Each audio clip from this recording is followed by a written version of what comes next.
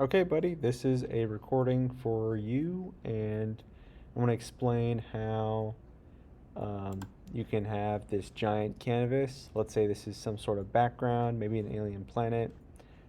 Actually, let me have fun and add add that in. Just want to be a little cheesy. Just add in a little moon crater. Let's reverse that. Let me add stars up next. Where's my erase tool?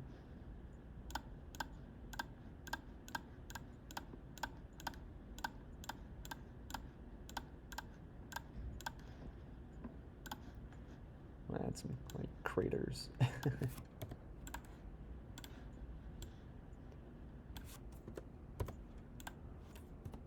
Greater, greater, greater. Look at that. Beautiful. Now, this is the bigger file. This one, now, this part doesn't really matter.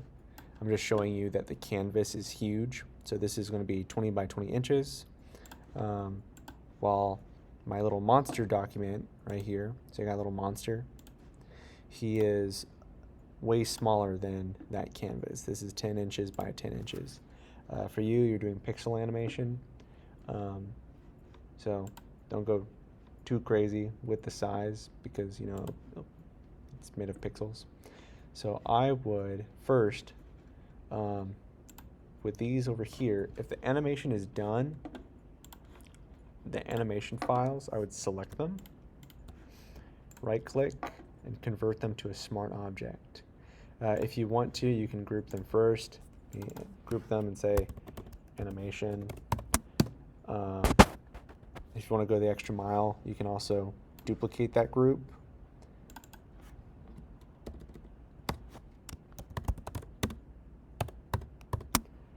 And turn the copy into a smart object. A smart object will keep the animation, or should keep the animation, within the file. It might look different over here, but it keeps the animation.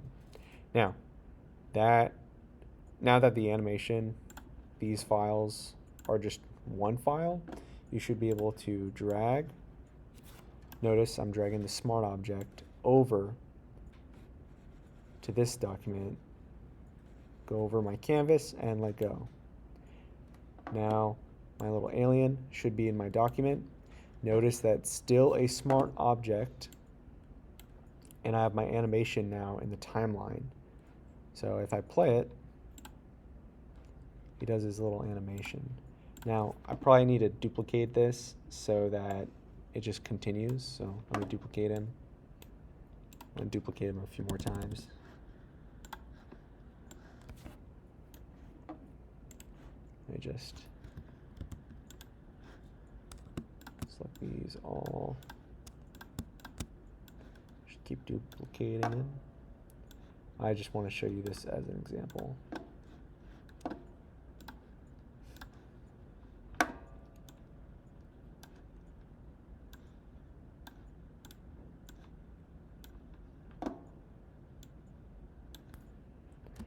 So now he's there.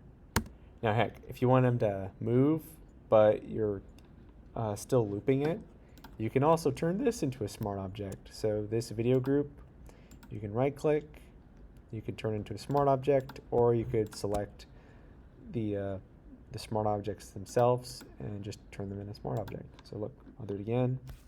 Actually, I'll turn this into a smart object. There's reasons behind it, but bear with me. So now you got your background, you got your little guy for animation. And because you make him a smart object again, this is where it actually comes in handy. You know what? I'm going to flip this back and make this video group a smart object. Don't mean to keep going back and forth, but you'll see why. I'll call this alien dude. I want all caps. Alien. I'm going to call him Fred. Fred. I'll call that BG for background. Now if I want to do some simple animation, I got my sprite movement. I can go down here to the timeline and click on Fred the alien. I'm actually going to zoom out. I'm going to start him up off. This is fine. Just example. Click on this transformation. Looks like a little stopwatch in the corner. Click on that. I'm going to move him down. Notice a little peg appears, or like a little diamond shape. Move him down again after I change my timeline. Then I want him to kind of, yeah, that's fine. I'm gonna play this. Yeah. So now Fred the alien is animated.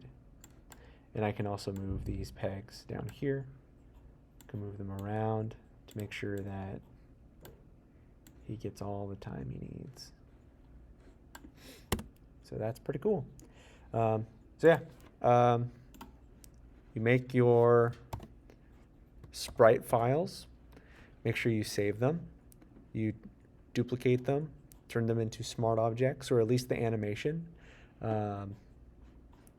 You drag them over to the file you want to have them on, and then that's basically it. If you have any questions about it, let me know. Oh, one major important thing, I have not actually tested this myself, so, but I would recommend keeping the frame rate. So if yours is more or less than this, that's fine. This is just for an example. My alien is done at 10 FPS. So the file that I want to drag it over to, I would recommend it being the same frames per second. I've not tested it where this file is different than this file. If you want to test that, you can, but it might come up a little janky. So yeah, that's it. Save this file. So I'm going to save as, save it on my desktop, Fred. I'll save that. Go to this, my example. I'm going to save as Fred and Boone. I save that on the desktop. And let me check one more thing. File, export. Let's make sure the GIF works. It should work. You should have no issues. I'm going to save Fred and Moon on my desktop.